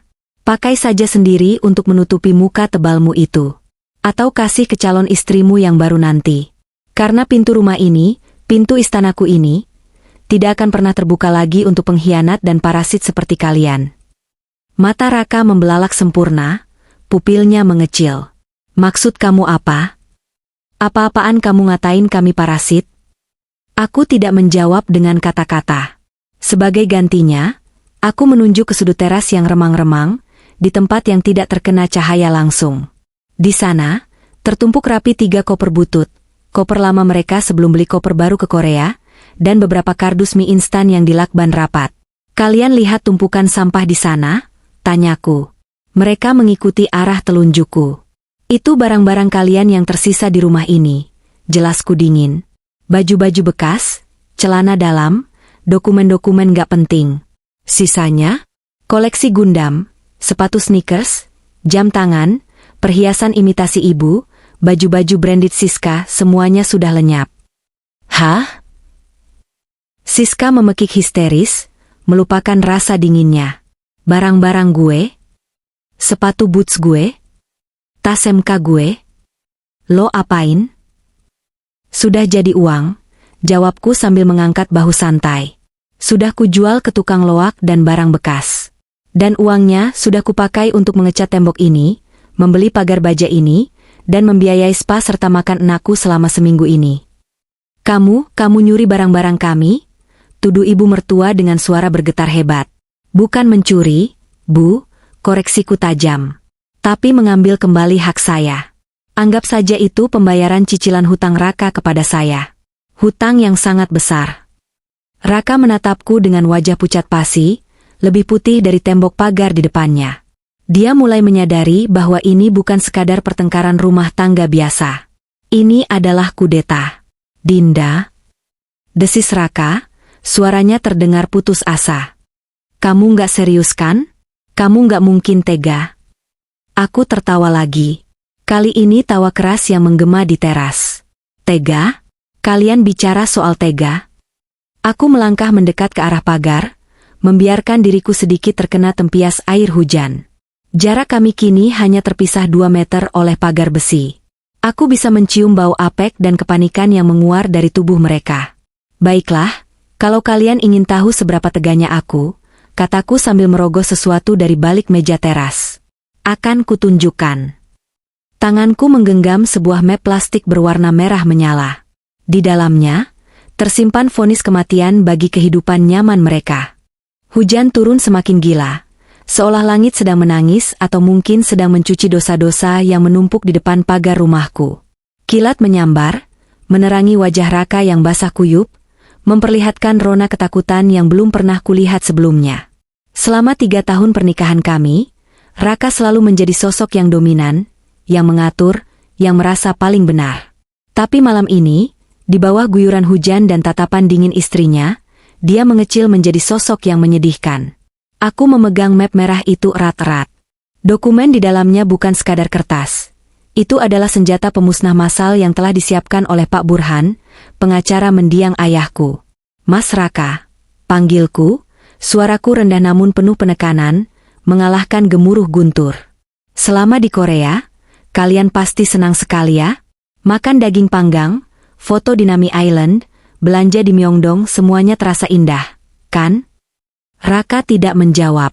Bibirnya membiru, giginya gemeretuk. Dia menatap map di tanganku dengan waspada. Tapi ada satu hal yang lupa kamu ceritakan pada ibu dan Siska tersayangmu ini. Lanjutku, mataku beralih menatap ibu mertua dan Siska bergantian. Kalian tahu dari mana uang liburan mewah itu berasal? Ya dari bonus Raka lah, serobot ibu mertua, meski suaranya mulai goyah. Anakku kan manajer sukses. Dia dapat bonus besar. Bonus? Aku tersenyum sinis. Mas, kamu gak bilang sama mereka bahwa bonusmu itu sebenarnya cuma cukup buat bayar cicilan mobilmu yang nunggak? Bahwa uang 100 juta yang kamu transfer ke travel agent itu adalah uang tabungan bayi tabung kita. Diam, Dinda, teriak Raka tiba-tiba, mencoba menghentikanku. Jangan ngomong sembarangan. Apa? Pekik ibu mertua, matanya melotot menatap anaknya. Uang bayi tabung? Maksudnya gimana Raka? Aku tidak membiarkan Raka membela diri. Dengan gerakan cepat dan penuh tenaga, aku melempar map merah itu melewati bagian atas pagar. Map itu melayang berputar di udara, menembus tirai hujan, dan jatuh dengan bunyi plak yang keras tepat di genangan air lumpur di dekat kaki Raka. Baca, bentakku. Suaraku menggelegar, membuat Siska terlonjak kaget. Ambil dan baca, Raka. Biar ibumu tahu betapa sukses anaknya. Biar adikmu tahu dia liburan pakai uang keponakannya yang gagal lahir. Raka mematung. Dia menatap map itu seolah itu adalah bom aktif. Ambil, perintahku lagi, kali ini dengan nada yang tak terbantahkan. Otoritasku malam ini mutlak. Dengan tangan gemetar hebat, Raka berlutut di aspal yang basah. Dia memungut map itu. Jemarinya yang kaku dan keriput karena dingin kesulitan membuka kancing map plastik itu. Akhirnya, map terbuka. Lembar pertama yang dia tarik keluar, yang kini mulai basah terkena rintik hujan, adalah surat dengan kop resmi kantor hukum Burhan Urekan. Judulnya tertulis besar dan tebal, Gugatan Cerai. Gugatan cerai? Raka mengeja kata-kata itu dengan suara tercekat, seolah lidahnya keluh. Matanya membelalak, menatapku dengan ketidakpercayaan total. Kamu gugat cerai aku. Teruskan, Mas. Jangan berhenti di judul, perintahku dingin. Lihat halaman berikutnya. Itu bagian favoritku. Raka membalik halaman dengan kasar. Halaman kedua, ketiga, dan keempat adalah lampiran bukti-bukti yang telah dikumpulkan tim audit forensik kenalan Pak Burhan. Rekening koran. Raka melihat deretan angka yang ditandai dengan stabilo kuning. Transfer keluar, 100 juta rupiah ke PT Korea Tour. Sumber dana, rekening bersama Dinda Raka. Transfer masuk rutin, 15 juta rupiah ke rekening pribadi Raka, Bank X. Disembunyikan dari istri. Transfer keluar, 5 juta rupiah ke Ratna, ibu. Pembelian, Gundam Store 4.500.000 rupiah. Dan lembar terakhir, yang paling mematikan, fotokopi draft surat kuasa balik nama sertifikat rumah yang ditemukan di laci kerjanya, lengkap dengan tanda tangan palsu atas namaku yang dia coba tiru. Di atas kertas itu, ada stempel merah besar dari pengacara, bukti percobaan penggelapan aset. Tubuh Raka menegang. Dia tahu dia tertangkap basah. Bukan hanya sebagai suami yang buruk, tapi sebagai kriminal. Ini. Raka gagap, keringat dingin bercampur air hujan di pelipisnya. Ibu mertua yang penasaran langsung merampas kertas-kertas itu dari tangan Raka. Dia membacanya sekilas, matanya membelalak melihat nominal angka-angka di sana. Tapi yang paling membuatnya syok bukanlah angka itu. Balik nama. Ibu mertua membaca dengan suara bergetar. Dia menatap Raka, lalu menatapku, lalu kembali ke Raka.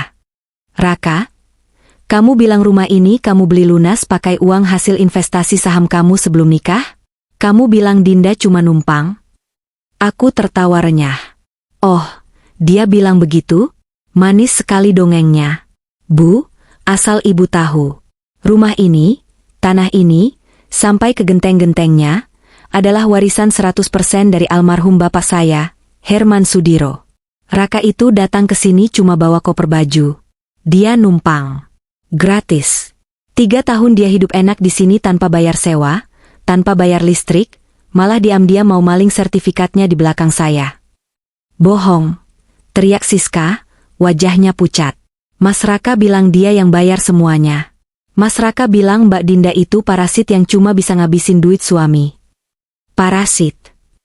Aku melangkah maju hingga wajahku nyaris menempel di jeruji pagar. Siska, coba kamu cek mobile banking kamu kalau masih ada kuota. Cek transferan bulanan dari Mas MU itu. Itu uang gaji dia yang disembunyikan dari aku. Sementara aku makan telur ceplok setiap hari demi nabung buat bayi tabung, uang yang malah kalian pakai buat beli tiket pesawat dan sewa hanbok. Air mataku menetes, tapi segera tersapu oleh determinasi yang kuat. Kalian liburan di atas penderitaanku. Kalian tertawa-tawa makan daging sapi Korea, sementara aku menangis di kamar mandi karena tahu suamiku sendiri yang membunuh impianku untuk punya anak. Keheningan yang mencekam menyelimuti mereka bertiga. Hanya suara hujan yang mengisi jeda itu. Kebenaran itu begitu telanjang, begitu brutal, hingga tak ada satupun penyangkalan yang bisa mereka lontarkan. Ibu mertua menatap Raka dengan tatapan yang berubah. Dari tatapan bangga, menjadi tatapan jijik dan kecewa. Jadi selama ini kamu bohongin ibu? Kamu nggak sekaya itu? Kamu nyuri uang istrimu. Bu, dengerin Raka dulu. Raka mencoba memegang tangan ibunya, tapi ditepis kasar. Jangan sentuh ibu. Kamu bikin malu. Pantesan Dinda ngamuk. Kamu tolol banget sih jadi laki-laki. Maki ibu mertua, lalu beralih menatapku dengan wajah memelas yang tiba-tiba muncul. Dinda, nak Dinda, ibu nggak tahu apa-apa loh. Sumpah, ibu cuma diajak. Ibu kira Raka beneran sukses. Jangan usir ibu ya. Ibu udah tua, encok ibu kambuh nih. Biarin ibu masuk ya. Raka aja yang dihukum, ibu jangan. Aku menatap wanita tua itu dengan rasa kasihan yang minim. Maaf, Bu. Ibu menikmati hasilnya, ibu juga harus menanggung akibatnya. Ibu selalu bilang Raka anak yang paling berbakti, kan? Nah, sekarang nikmatilah waktu berkualitas bersama anak kebanggaan ibu itu. Dinda. Raka bangkit berdiri, mencengkeram jeruji pagar dengan putus asa. Wajahnya basah oleh air mata. Cukup. Din, cukup. Aku ngaku salah. Aku minta maaf. Aku bakal balikin uangnya. Aku bakal kerja lembur. Aku bakal jual ginjal kalau perlu. Tapi tolong, buka pintunya sekarang. Kita selesaikan di dalam. Jangan kayak gini, aku suamimu, Din, aku cinta sama kamu. Cinta? Aku mendengus jijik. Kamu gak cinta sama aku, Raka? Kamu cinta sama kenyamanan yang aku kasih. Kamu cinta sama rumah gratis ini. Kamu cinta sama status suami yang bikin kamu kelihatan sukses. Kalau kamu cinta, kamu gak bakal nyuri masa depan kita buat nyenengin ego keluargamu. Aku mundur selangkah, menjauh dari pagar. Hujan mulai mereda sedikit, menyisakan gerimis yang dingin dan angin malam yang menusuk. Proses cerai akan berjalan. Pengacaraku akan menghubungi kamu besok, kataku final. Rekening bersama sudah kubekukan. Rekening pribadimu sudah dilaporkan ke bank atas dugaan transaksi mencurigakan dan pemalsuan tanda tangan. Kartu kredit tambahan yang dipegang Siska sudah kublokir tadi pagi. Apa? Siska mengecek HP-nya dengan panik. Anjir. Pantesan tadi mau beli kopi di bandara ditolak. Mbak Dinda jahat banget sih. Lebih jahat mana sama orang yang ngatain kakak iparnya pembantu? Balasku tajam. Mas Raka, lakuin sesuatu dong. Rengek Siska sambil mengguncang lengan kakaknya. Gue nggak mau tidur di jalan. Gue lapar. Raka menatapku dengan tatapan kosong. Dia tahu dia sudah kalah. Kalah telak. Skakmat. Raja telah tumbang oleh pion yang selama ini dia remehkan. Dinda, tolong. Raka berbisik. Suaranya hilang ditelan angin. Tubuhnya perlahan merosot. Dia tidak kuat lagi menopang beban kegagalan dan rasa malu yang menghimpit dadanya. Bro. Raka jatuh terduduk, lalu ambruk menyamping di atas aspal basah, tepat di sebelah map merah yang terbuka. Dia tidak pingsan sepenuhnya, hanya kehilangan seluruh tenaganya. Dia meringkuk seperti bayi, menangis tergugu.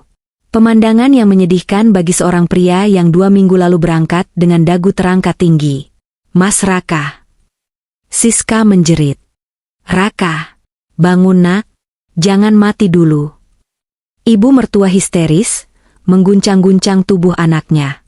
Aku melihat pemandangan itu selama beberapa detik. Ada rasa sakit di hatiku, tentu saja. Bagaimanapun, aku pernah mencintai pria itu. Tapi rasa sakit itu tertutupi oleh rasa lega yang luar biasa. Rasa bebas. Rantai yang membelengguku selama 3 tahun akhirnya putus. Kalian suka jalan-jalan, kan? Tanyaku terakhir kali. Suaraku tenang, mengambang di udara malam. Mereka bertiga, yang satu terkapar, 2 lagi berjongkok menangis, mendongak menatapku. Aku meletakkan tanganku di saklar lampu teras. Nah, sekarang dunia luar adalah tempat bermain kalian. Nikmati kebebasan kalian, ucapku pelan namun menusuk hingga ke ulu hati. Jalanan adalah rumah barumu. Klik. Aku mematikan lampu teras. Seketika, kegelapan menelan mereka. Satu-satunya cahaya yang tersisa di wajah mereka hanyalah kilatan petir di kejauhan. Wajah Raka, Ibu, dan Siska lenyap di telan malam. Aku membalikkan badan, memunggungi mereka. Aku tidak menoleh lagi saat mendengar ibu mertua mulai meraung memanggil namaku, atau saat Siska memaki-maki dengan kata-kata kasar. Suara mereka terdengar jauh, tidak lagi menyentuhku.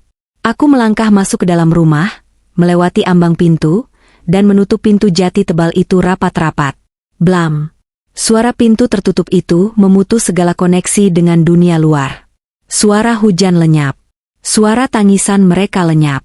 Yang tersisa hanyalah keheningan yang damai, aroma aromaterapi sandalwood, dan udara sejuk AC. Aku menekan tombol kunci di panel smart lock. Bip bip bip. Loket. Lampu indikator berubah menjadi merah. Aman. Aku bersandar di pintu sebentar, menarik napas panjang, lalu mengembuskannya perlahan. Rasanya ringan sekali. Dadaku yang selama ini sesak kini terasa lapang. Aku berjalan kembali ke sofa, mengambil cangkir tehku, dan menatap layar CCTV untuk terakhir kalinya. Di layar, terlihat 3 sosok manusia sedang menyeret koper-koper mereka menjauh dari pagar, berjalan tertatih-tatih menembus hujan mencari tempat berteduh di pos satpam yang jauh di ujung jalan. Aku mematikan layar iPad.